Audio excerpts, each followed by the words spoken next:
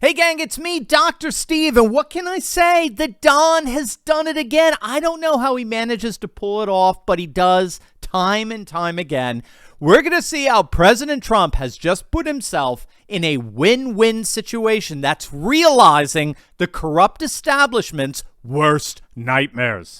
It's now being widely reported that Letitia James, the New York Attorney General, has just announced that both her and the corrupt Soros-backed Manhattan DA's cases against Trump are going to have to be adjourned while the federal case against Trump plays out. James made the comments speaking with an MSNBC reporter while speaking at a panel at the ultra-leftist Tribeca Film Festival. The special counsel has asked for a speedy trial for this. Is this going to intersect with your case at all? How is everybody going to manage the calendar here? So in all likelihood, I believe that my case, as well as DA Bragg and the Georgia case, will unfortunately have to be adjourned pending the outcome of the federal case.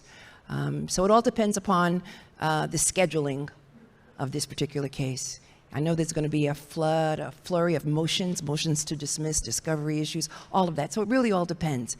Obviously, all of us want to know what this Judge Cannon, is going to do and whether or not she's going to delay this particular case. Are you concerned about that? I think everyone is concerned about that.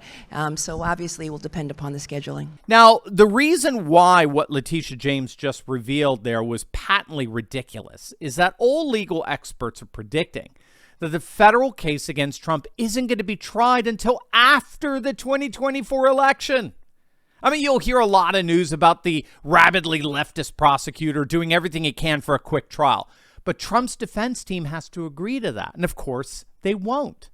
It's actually to their advantage to drag this thing out as long as they possibly can, because all the data that we're getting now shows that the indictments are only serving to politically benefit Trump.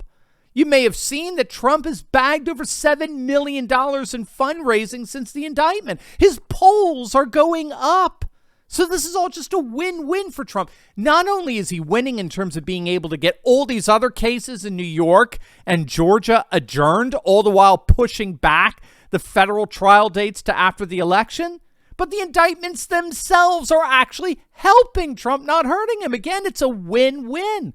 Trump is back, gang, and it kind of reminds me of something there. I'll be back. No.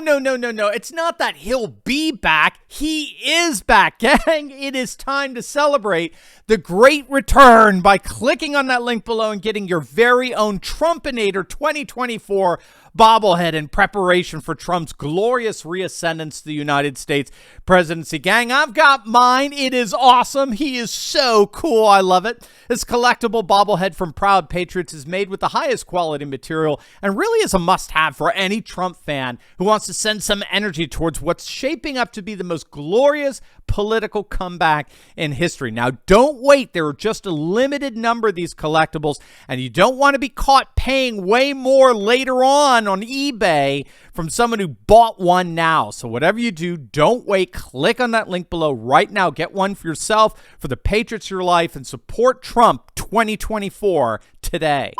Now, I have to say that this is where I'm just at such a loss with regard to what the pundit class or more the ruling class thinks they're going to get out of these indictments.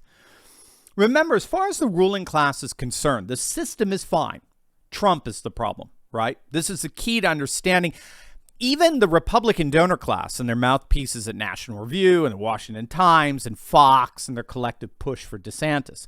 Rhinos and the Republican donor class believe that the Republican Party as it stands is perfectly fine. It's Trump that's the problem. The establishment, the system is fine. Trump is the problem.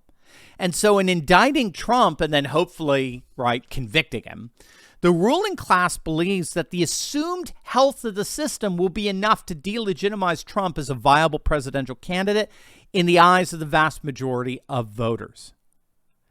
Obviously, the major assumption here is that the majority of voters share the ruling class's optimism about the establishment, about the health and legitimacy of the system. But more and more data is revealing that the vast majority of voters actually think it's the system, the establishment, that is the problem. The problem isn't this candidate versus that candidate. The problem isn't this issue versus that issue. The system itself is the problem. And that goes ditto for the Republican Party. The vast majority of Republican voters believe that their party betrays them every chance it gets. That's why all the polling out there shows a massive supermajority Republican voters standing behind President Trump in the midst of all this indictment nonsense. The whole notion here that the system is fine, the party establishment is fine, it's Trump that's the problem, no one believes that.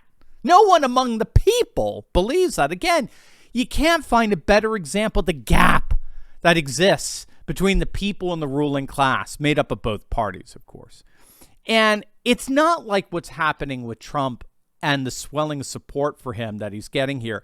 It's not like this is historically unique. We have ample precedent for it. For example, Robert Barnes has noted that you've had several American political candidates indicted while running for office, such as Jimmy Turley, Bookie Turner, Edwin Edwards, and gang, they all went on to win. They all won their respective elections. I mean, look at Marion Barry, for heaven's sakes. He won re-election as mayor of D.C. even after getting convicted and serving jail time for smoking crack. And why? Because the vast majority of voters in D.C., for right or for wrong, thought the system was rigged against a black mayor. The point here is that we have ample precedent of voters sympathizing with candidates who they see as unfairly targeted by a rigged system. And that's exactly what the pundit class and the ruling class don't get here.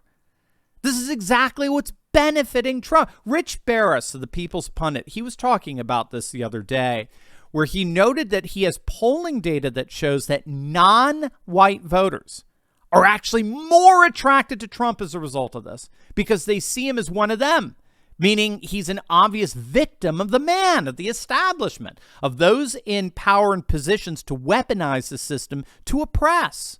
I mean, gang, you can't make this stuff up.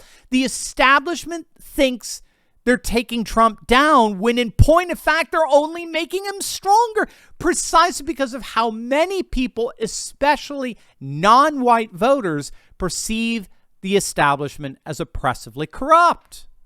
And again, think about it. How far do you have to look to see that corruption, for gosh sake? I mean, the Justice Department, the FBI, their involvement in repeated hoaxes and spying and cover up, Hunter Biden and Twitter file, they're just the tip of the iceberg in all of this. So obviously it's not just non-white voters who think the system is rigged. Trafalgar polling recently found 79% of Americans believe we live in a two-tier justice system that protects the establishment at the expense of average citizens. 8 in 10 voters, 8 in 10 believe we have a two-tier justice system, and that's a lot of potential sympathizers for Trump. So this is what the permanent political class just simply doesn't get.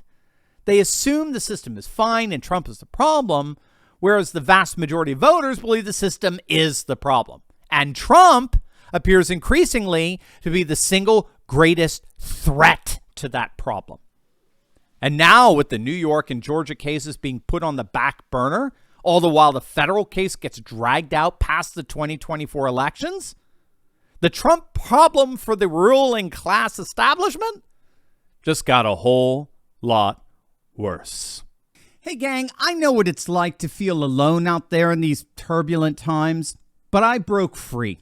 If you too have been looking for a community with like-minded patriots who are serious about resisting globalism, building a parallel economy, and having intelligent and deep fellowship on a regular basis, then you've come to the right place. In my Courageous Patriot Insiders community, we're building a close-knit movement of, by, and for patriots who are breaking free from the outrage and despair cycles of the mainstream media and taking on the fight against globalism. Every week, I deep dive into the content I can't share on big tech and give you the cliff notes on the truth of how patriots just like you are building up their communities, starting patriot businesses, and fighting the woke in both public and private.